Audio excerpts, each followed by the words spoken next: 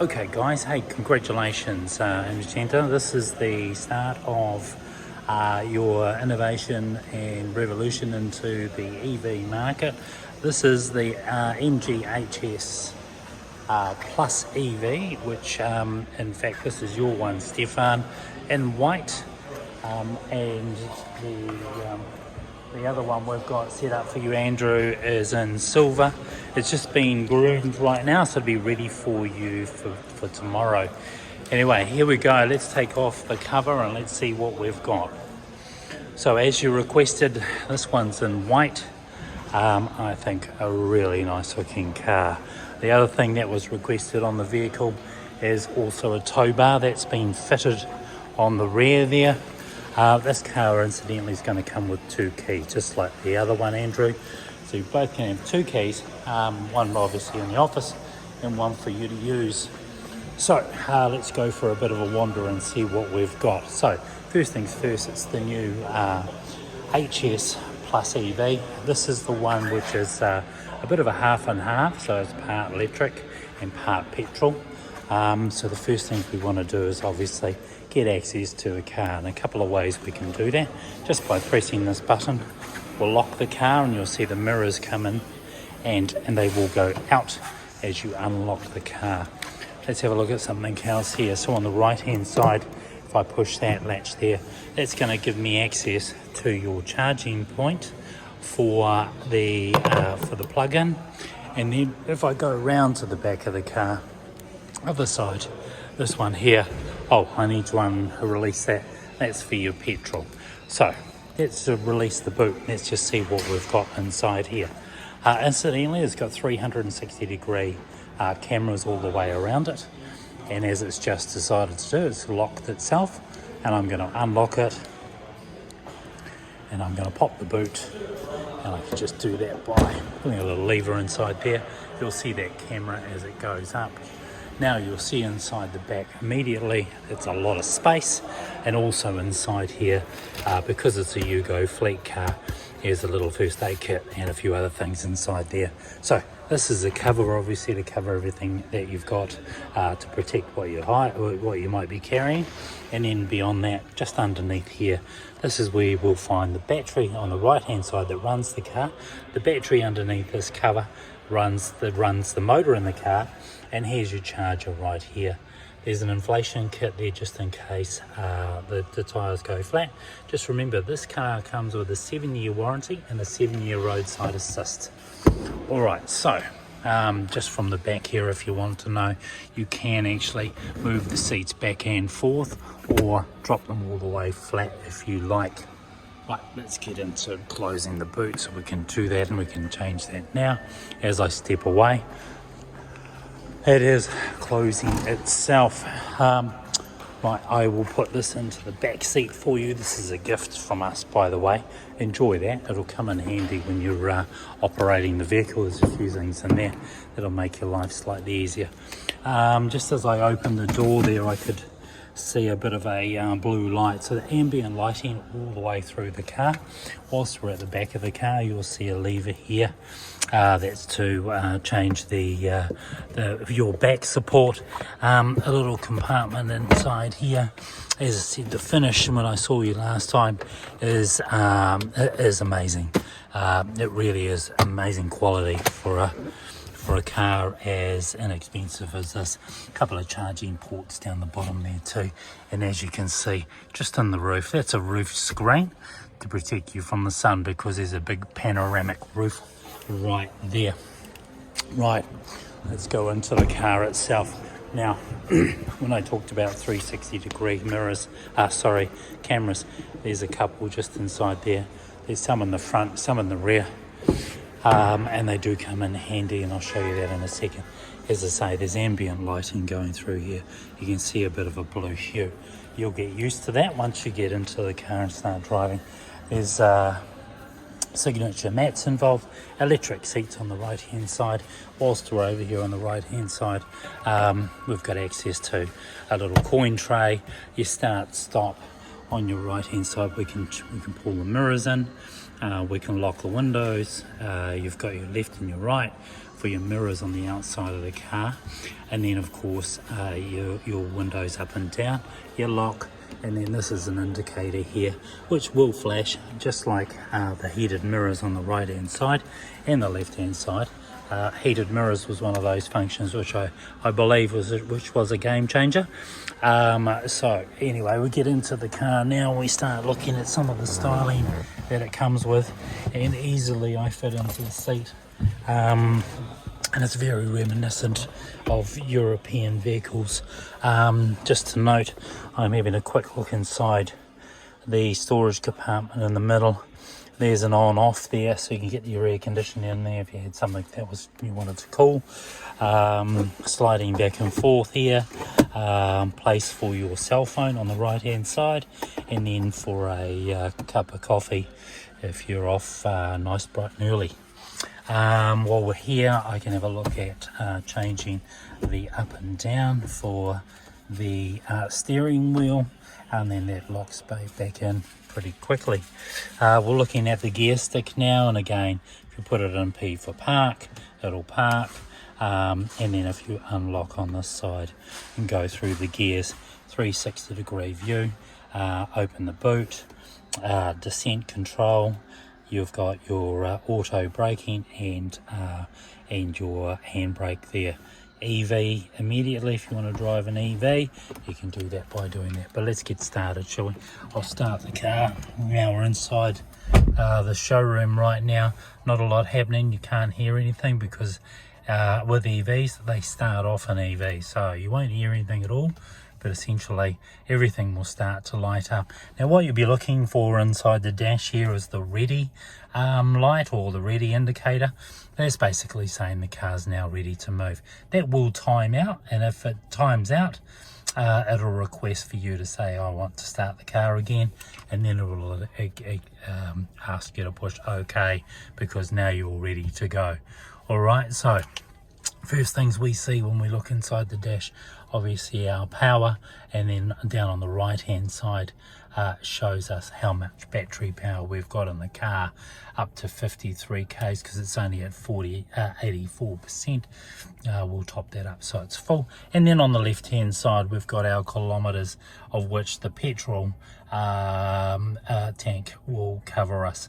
So all in all, it's telling us we've got 457 kilometers left in this car from today at 3:12 p.m. and it's currently in park.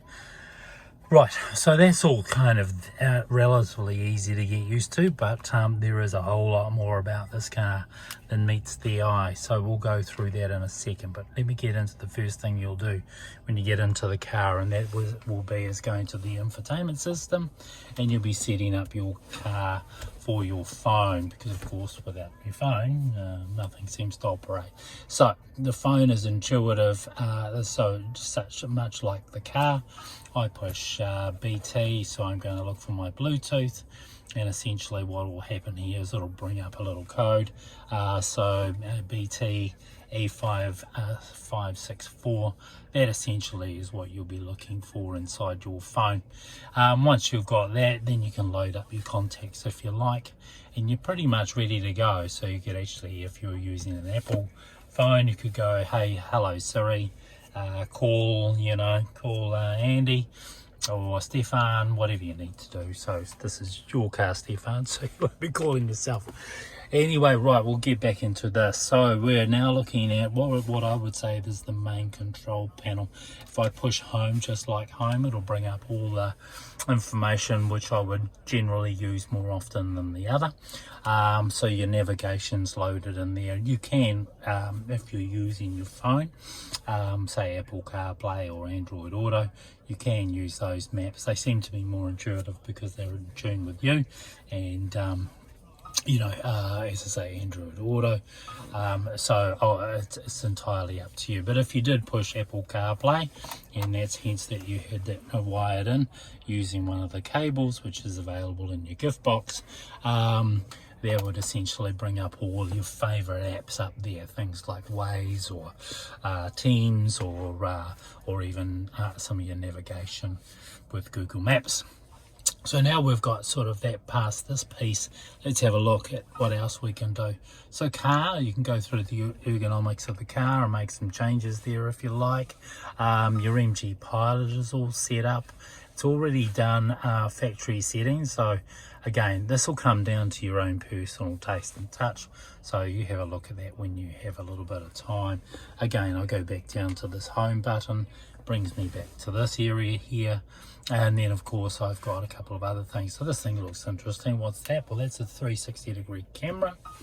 Let's have a look at that. We can access that any way we like. I can do it from the button down the bottom here, or I can do it from where I just did it on the screen. So now I'm looking out of the front of the car because that's what I want to do. I want to have a 360 or 3D view. There's cameras around this car predicting what is happening. If I want to have a look at a bit of a glance down in the front bumper, I can. And again, I can do that in the rear too. So there's just happens to be a car behind me in the showroom, and we can see that moving around. So ultimately it gives you a number of different ways you can see things going on around you. And what will startle you the first couple of times is when you're actually driving, and the detection in the front cameras or the rear cameras, the camera will pop up on your infotainment system, making you very aware of what's going on around you. And I think you may have discovered that last time you were in the car. This one here is a nice one. This one's here so you don't curb your wheels. So while they're on my left hand side or right hand side, and as I turn the wheel, you can see, I can see what's going on. So this right side, obviously, left side. And again, you know, as soon as I place this car into reverse, for instance, which I've just done now, I have now indicated that I'm going backwards. The car's indicating out the back there, and then as I turn the steering wheel, you can see it's giving me some sort of direction and some help. All right, so we can go change that around again. I can take that away, or I can actually merely just put that into park, and then I can park the car and just use the 360-degree camera to have a little bit of a look around. Okay, so now we've got the car in place, we've got the fans in place. I can turn that off if I like, so I'm going to do that right now. I'm going to jump into my fan, and I'm going to have a look around. So now I'm inside here, but just by touching some of these screens and filling them up with colour, you can see the direction in which the cool air or warm air is going to travel. And then of course I can increase the fan speed if I like, just by touching that also. And then if I wanted to change the heat settings, I can just scroll up and down and go instantly hot or not. And as I do that, the engine realizes that I'm trying to do something, and then it'll place itself back into turn the engine on in this particular case. What I have done there since then, since the engine started, is I put it into EV. Now I'm in EV mode, and I'm using the battery to keep me cool inside the car. You've got your heated seats. They're generally either hot or they're not, so they will come in handy over winter time, and then you can turn it off when you get warm enough. Similarly to the heated mirrors, they're designed to defrost or keep them defrosted. So when you jump into the car and you might be down at Taupo or Rotorua, that's going to make sure you've got visibility pretty much straight away. Alright, so we're out of the fan. We've got volume control down here also, demister and rear demister, both down here. I guess the big question now is that what is in front of me here? So this is where it all starts to get reasonably technical, but it's not. If you've got a car similar in age, you will know that a lot of this stuff is pretty self-explanatory, such as your speed setting for cruise control. By pushing that button and setting that, altering up and down changes your distance and speed. And then of course there's some other ones up here, such as your lights, but also your distance control between vehicles, say for instance when you are in cruise control. Right, so now let's have a look at the dash. Well, the dash is telling us a couple of things, but I can make some changes to the dash just by pushing what I call on my right hand side my library. Keeps everything that I'm looking for at a press of a button, and then I can just go through and I can start looking for specifications on the car, for instance, monitoring it, distance control between the car in front of me and back, and or setting my cruise control if I wanted to do that. So next service right down through there.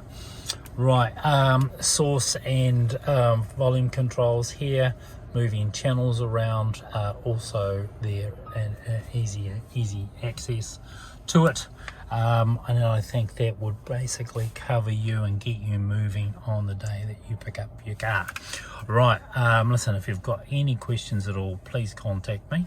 Please make sure that you're aware of how to contact me and ask me any question. 7-year warranty, 7-year roadside assist. Oh, let's just go into the one last thing too, by the way. So I pulled that and opened up the sunroof. Thankfully, we've still got a little bit more of summer, or sorry, autumn now. So cruising around is going to be quite nice. And then of course we've got our covers here. Again, enjoy the car. I think it's everything you're really aiming for, and certainly going to save you some money and fuel. So all the best, guys, and look forward to seeing you soon. All right, cheers, thanks.